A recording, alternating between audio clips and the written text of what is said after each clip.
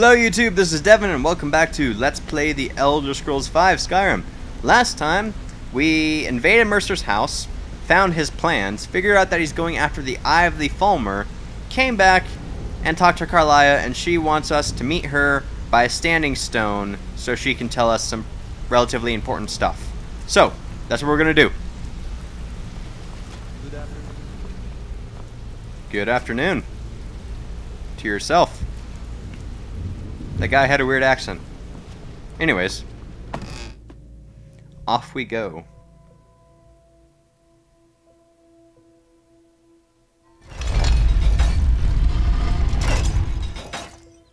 Come on. I pulled it. Alright, so where is this standing stone? No, it's not very far at all.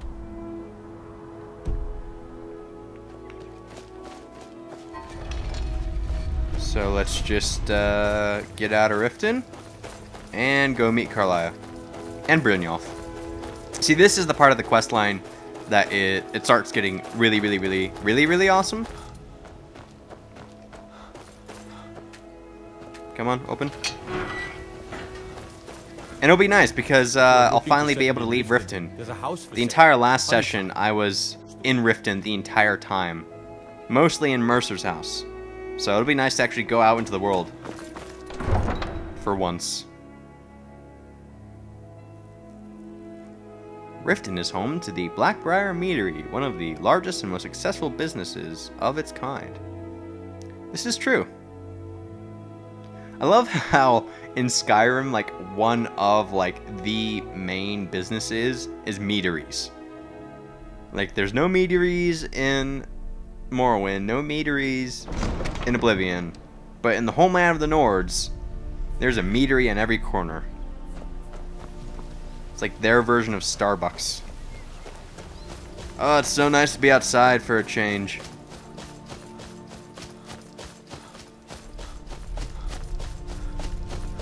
It's just a shame I can't play it in HD. Because, like, the way my recording software is set up, it doesn't work with HDMI cables. So I have to use the standard def cables. Which is a shame. But oh well, dragon.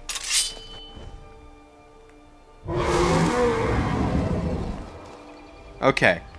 Carlia might have to wait. Where'd it go? Oh, there it is. I'm gonna save.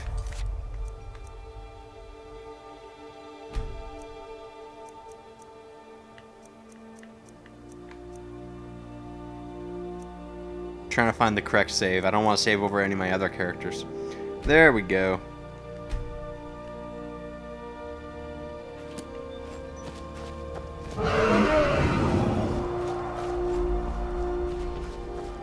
I'm not sure if I want to fight this guy or not.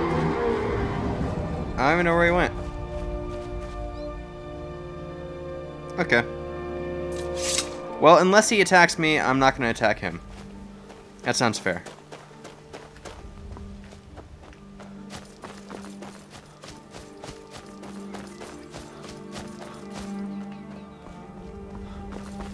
Eventually, I want to see the Elder Scrolls Tamriel video game. I know that they have the Elder Scrolls Online. I'm not a big fan of MMOs, and the Elder Scrolls doesn't really seem like a game you should turn into an MMO. And based off the screen captures I've seen, it looks, I don't know. Like, I like the way they have Skyrim set up and all the other previous Elder Scrolls games set up. The screenshots I've seen of Elder Scrolls Online makes it look very cartoony, if that makes sense. But I do know that the Elder Scrolls MMO has all of Tamriel as its map, which is kind of cool. But I'd like to see that on a console game, because that'd be awesome. Now, we're definitely a long ways out from that. But, where am I going? I was just randomly following a trail. Is a farmer Whoa, what is going on here? Oh, okay, Spriggan. I think some poor farmer lady just got murdered by a Spriggan. That's a bad day for her.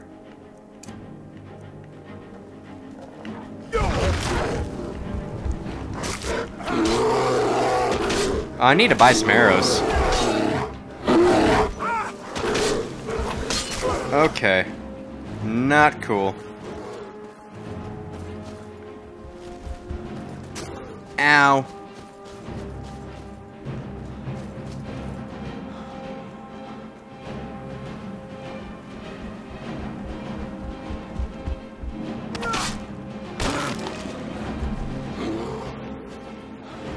I hate Spriggans. They've always been my least favorite enemy. Like, even in Oblivion, when they weren't this annoying, they were annoying. Oh, I died. That's not good. Okay, well. Note to self, don't take that path next time.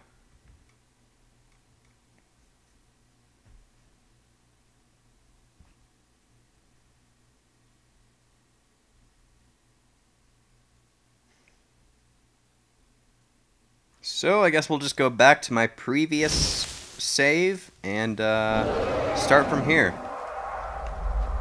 Oh, it's funny. That reminds me of a joke I heard. I don't know what channels you guys are subscribed to, but I would highly recommend SciShow. It's done by Hank Green of the Vlog Brothers. But anyways, he did a video about deja vu and what scientists think that is and how it happens. And somebody in the comments said, oh yeah, deja vu is just when you died and you're continuing from your last checkpoint. And I laughed a bit because it was funny. If only that were the case. Alright. Apparently I went way out of my way the first time. I was just rambling and not paying attention where I was going, and I walked all the way out there. I could have just walked right here. That would have been so much easier. Nightingale Hall. Hello. I'm glad you're here. So what's the significance of this place? This is the headquarters of the Nightingales, cut into the mountainside by the first of our kind. We've come to seek the edge we need to defeat Mercer Frey. What kind of edge? I'm sensing potentially a Daedric prince. If you'll follow me, I'll try to explain on the way.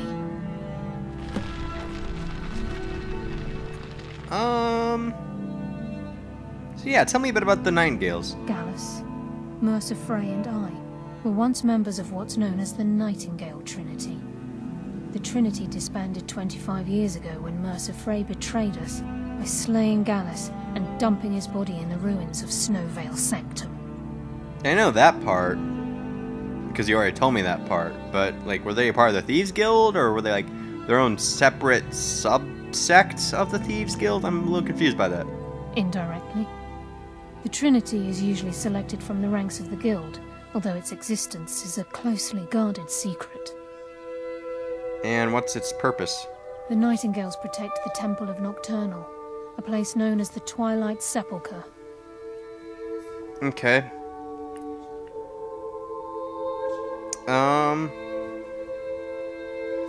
Now I know who Nocturnal is, but, like, is there anything more you can tell me about her?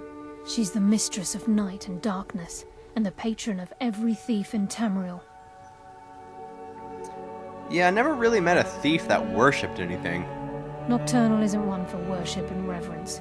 There are no priests and no sermons, no services and no alms. She influences our luck, and in return, demands payment. Kinda sounds like a guild contract. You're closer to understanding than you realize. The only difference is she doesn't demand payment in the traditional sense, and sometimes the cost can be quite high. Whether you know it or not, Nocturnal dictates how well we perform as rogues. Okay. Well, I have my skill, not powers or magic.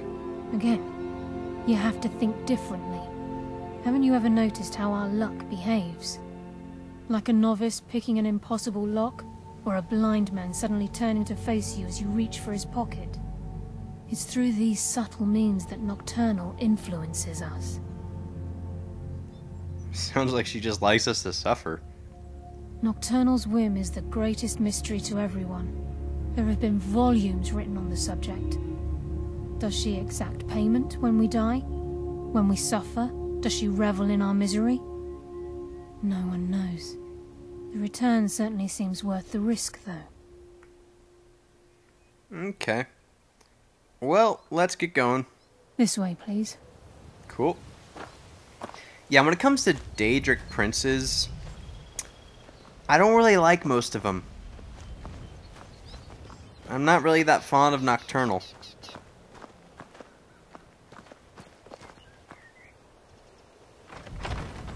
But let's go in.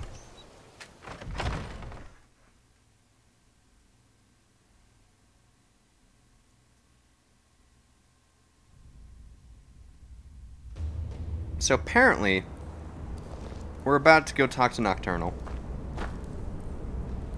Lead the way, Carlisle. Yeah. I'm not a big fan of Nocturnal. And I'm not a big fan of most Daedric princes because they're so... I was talking. I heard about this place when I joined the guild. The assumption that the Nightingales were just a myth was seeded within the guild on purpose. It helped divert attention from our true nature. What's wrong, Brynjolf?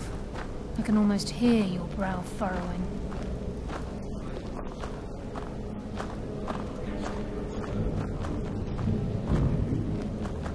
This isn't about religion, Brynjolf. It's business. Right, but as I was... Are they going to interrupt me again? I don't think they are. As I was saying, I'm not a big fan of Daedric princes in general because they're so manipulative. You're the first of the uninitiated to set foot inside in over a century. Now, if you'll both proceed to the armory to don your Nightingale armor, we can begin the oath. Cool. Make the deal. I wasn't asking you, Brynjolf. I already trust her. Unlike you. Make the deal. You just said that.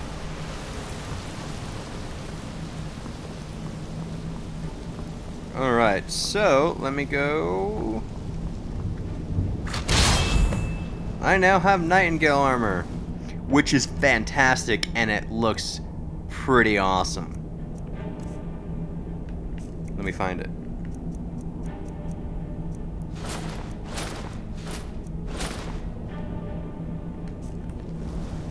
Doesn't that look cool? I love this armor. It's like my favorite armor in the entire game.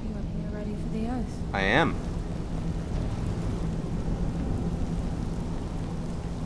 It's enough to make your head spin, eh? Not really. I've played this before. Come on. What are you guys waiting for? There you go. This is enough to make your head spin, eh? You just said that. Alright. But yeah, Daedric princes are just so manipulative. They don't really care about their followers, and they just kind of like use and abuse them. I don't know why anybody would follow Daedric prince. The only two Daedric princes I like are Azura, because she actually cares about her followers and like looks after them. You learn a lot about her in Morrowind. And Shay Gorth, because he's just insane and he's hilarious. But beyond that, I don't really care for the others. Alright, so what are we doing? Okay, lass. We've got these get-ups on. Now what? Beyond this gate is the first step in becoming a Nightingale. Whoa there, lass. I appreciate the armor, but becoming a Nightingale? That was never discussed. To hold any hope of defeating Mercer, we must have Nocturnal at our backs. If she's to accept you as one of her own, an arrangement must be struck. What sort of arrangement? I need to know the terms. The terms are quite simple, Brynjolf. Nocturnal will allow you to become a Nightingale and use your abilities for whatever you wish. And in return, both in life and in death, you must serve as a guardian of the Twilight Sepulchre. Aye, there's always a catch. But at this point, I suppose there isn't much to lose. If it means the end of Mercer Frey, you can count me in. What about you? Are you ready to transact the oath with Nocturnal? Well, I don't really care for Nocturnal. But I can't continue the quest line unless I do. And I want to play the game because it's a fun game to play, so yes, I'm ready. Good. After I open the gate, please stand on the western circle. Time's wasting, and Mercer's still out there. Let's get this show on the road. You talk a lot, Brynjolf. Which is fine, because you have a Scottish accent, which is awesome, but you still, like, talk a lot. It gets annoying every once in a while. Just letting you know. Constructive criticism.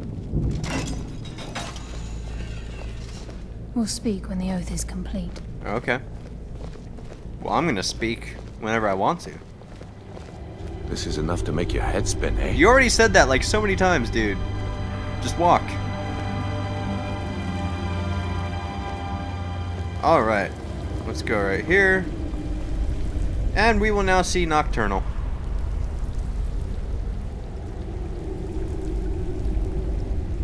I call upon you, Lady Nocturnal, Queen of Murk and Empress of Shadow. Hear my voice. Ah, Carlia. I was wondering when I'd hear from you again. Lose something, did we? My lady, I've come before you to throw myself upon your mercy and to accept responsibility for my failure. You're already mine, Carlia. Your terms were struck long ago. What could you possibly offer me now? I have two others that wish to transact the oath, to serve you both in life and in death. You surprise me, Carlia. This offer is definitely weighted in my favor. My appetite for Mercer's demise exceeds my craving for wealth, Your Grace. Revenge. How interesting. Very well. The conditions are acceptable. You may proceed. Lady Nocturnal, we accept your terms. We dedicate ourselves to you as both your avengers and your sentinels. We will honor our agreement in this life and the next until your conditions have been met. Very well. I name your initiates Nightingale, and I restore your status to the same, Carlisle. And in the future, I'd suggest you refrain from disappointing me again.